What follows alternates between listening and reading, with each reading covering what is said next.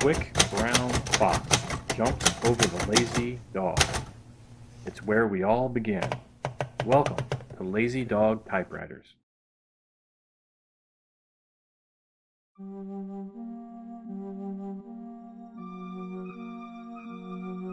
At the end of the Second World War, the United States conducted a major investigation into the effectiveness of its aerial bombing campaign. It was called the Strategic Bombing Survey. The U.S. wanted to know just how effective aerial bombing had been in the effort to defeat Germany. The results were mixed.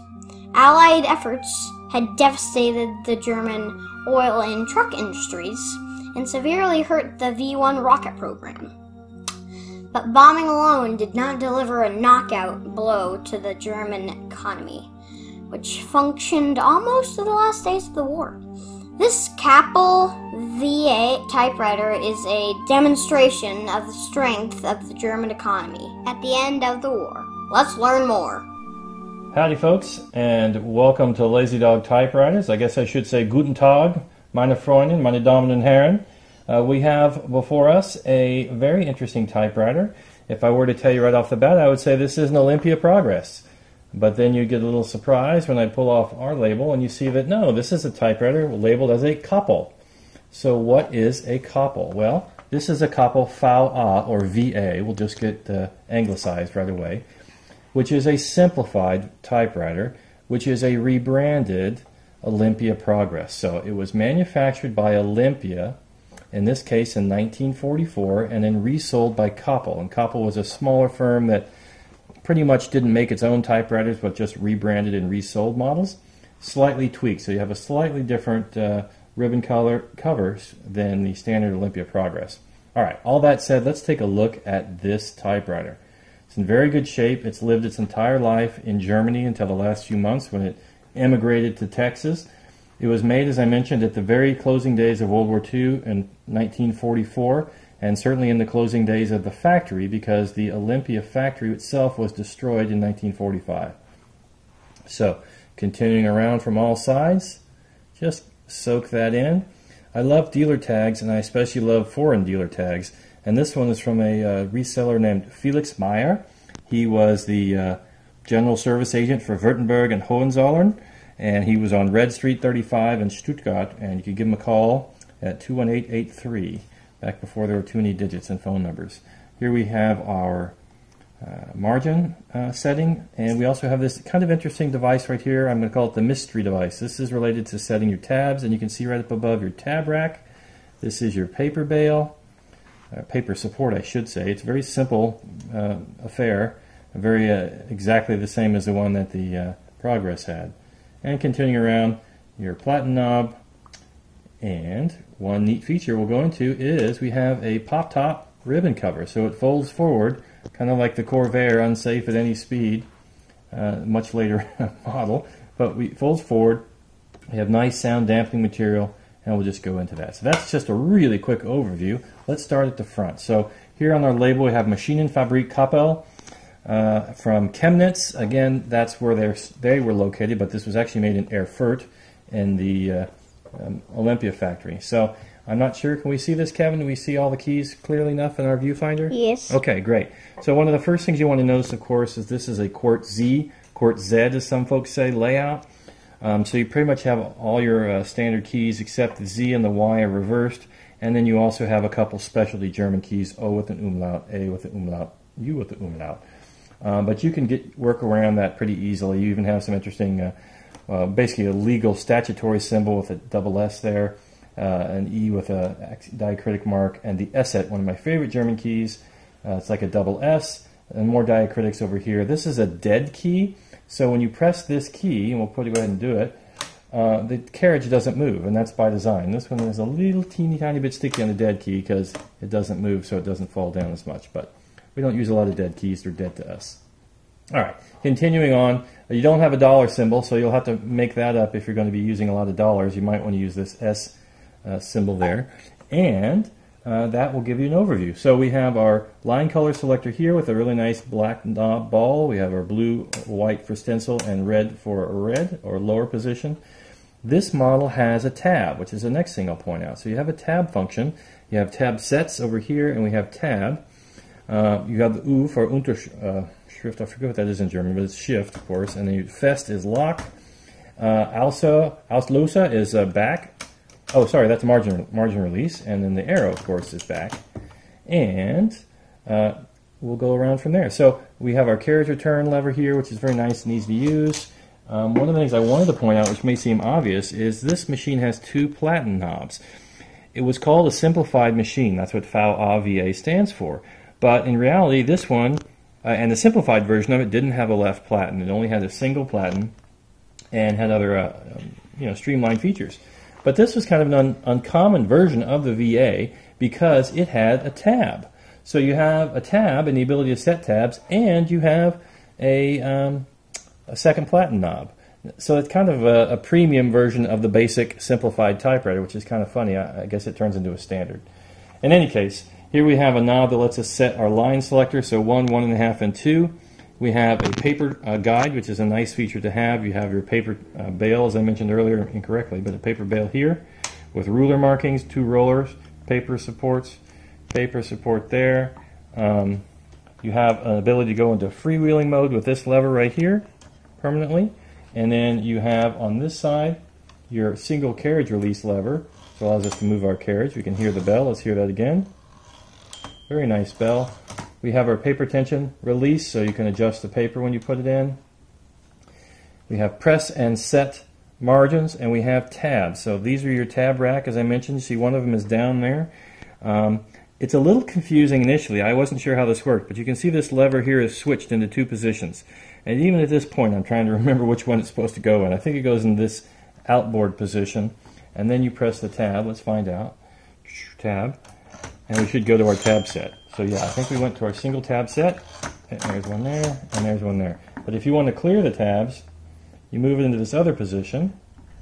And then you press, as you normally would, tab sets. Tab sets. Then you hold it down, I guess. And you wiped out your tabs. So if we press tab again after putting it back into its other position, it should wipe it out, but I guess that didn't happen, so we'll have to figure that out. Even now I'm confused by the tab function on this machine, but let's see what happens if we hit tab. Okay, so we're hitting all of our tabs now, so I had it backwards. Alright, so in this position you will hit your tabs, and if you move it in the other position, it will help you clear out your tabs. All in all, it's a little confusing. I consider myself mostly a tabless typer because I don't use tabs very much. But it's certainly a nice feature, and it's something that distinguishes this machine. Alright, speaking of nice features and being distinguished, let's go ahead and take this sucker off so we can put some paper in and give you a sense of what the typing is like on this machine. Alright.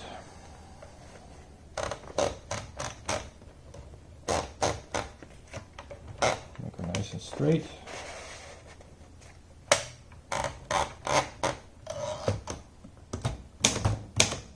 Probably should take it out of stencil, so we'll type that again. The quick brown fox jumps over the lazy dog. It's where we all begin. Okay, so can you see that, Kevin, pretty well? Yeah, we can see it. Awesome. All right, so we have a very nice pica typeface, 10 characters per inch, very legible, very clear. It has a very solid feel to it, and at first I started pounding a little hard, but you can type very nicely and easily.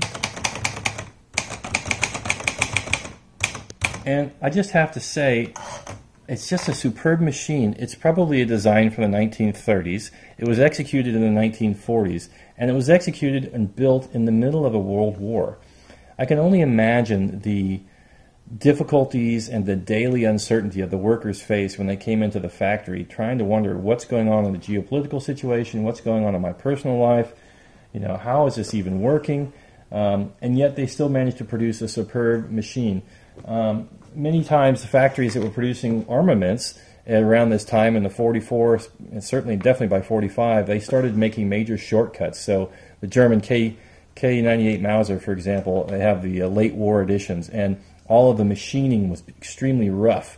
and shortcuts were being made at every turn for manufacturing due to shortages and lack of skilled labor.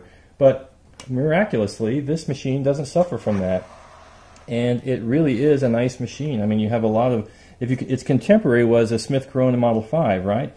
And you have a lot of sound dampening material here. You don't have as much chrome as you might have had in the past. You can see there's a little bit of flaking off of the chrome. That's one of the limitations I noticed on this. And of course, this paper support is pretty basic, but it's functional, and it's lasted, what, 80 years now, 75 years.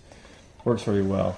One thing to mention also, if you weren't aware, this is a German machine. Of course, we talked about the German key layout, but we also have a somewhat larger ribbon spool spindle hole. That's okay, Kevin, I think. And you can see this one. These are actual, from Germany, Pelikan spindles, and they say DIN 2103. That's because this hole for the ribbon spindle is slightly larger than Underwood Universal Standard ones we see in the United States. So that's one other thing to watch out for, is to make sure you put the right ribbon in. Ribbon spool. That's right. So I don't know what the DIN stands for. It's some sort of international standard, I'm sure, certification body, but it's lost to me what that stands for.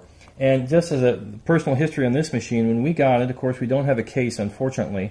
We imported these from Germany back when you could still do that. We still have at least 3 machines that can't be shipped to us because of the current coronavirus problems and Deutsche Post not shipping economy. So I guess in some ways they're kind of hard to come by at this point, at least getting them from Germany to the United States. But when it arrived, the type, it had significant rust in the type segment. I'm sure if you can zoom in on that, Kevin. But we'll just lift it up. So right in a number of these keys, this basically a whole long line. Some water had gotten into it or dripped or condensed, and that had unfortunately formed rust right in the segment. And so we had to drop the segment by removing these 2 cover plates and pull a fulcrum rod all the way out, and then grind down the rust so that the type bars could move freely. D, E, and X I remember particularly working on for quite some time. So I'm really proud that they work. This dead key I mentioned earlier, there's your dead key. It's the only one that kind of wants to get misbehaved slightly. It doesn't want to come back. I mean, you just flick it down. But like I say, we don't use dead keys that much in English, so I'm not too embarrassed about that little flaw. But other than that, boy, what a wonderful machine. It types really well. It's the first really old Olympia that I have. And for those interested in the history, this machine eventually evolved into the SM1, the very first middle-sized machine that they produced. I think it's a real keeper for its historical nature, the fact that it came out right near the end and survived, and because it's in such good shape, and because it's still such a wonderful typer. There's no apologies. The platen is hard, but I've had harder. There's still a tiny bit of give in there, which is wonderful. It has these beautiful little balls. I mean, all this ornamentation is just really well done. It's simplified, yes. It's not ornate, but it still retains enough of that class, that Art Deco design from the 1930s, to really make me appreciate and like this machine. Our serial number, if we can see that, Kevin, can you see it in the viewfinder? Probably not. Let me see. Right here. Right. And if you can't get it, we'll show you another one. It's 295601, and in classic German efficiency. It's also repeated down below, 295601. And I think that the Richard Polt tells us in his wonderful blog post that the serial numbers stop in 1944. They start really in 289000. So this had to have been made very early in 1944 in that factory. And we're just so glad to have it, and we hope you enjoyed this little quick tour of our Kappel VA simplified typewriter with a tab. And I think Kevin has got one more little bit of information. Oh, yes, we do. This is our new mascot, the laziest dog. Also, she has an escape kit, and she has a pink collar, and her name's Starlight. She's really cute. Starlight, Starbright, just like our Kappel VA, black and white. Please like, subscribe, and share.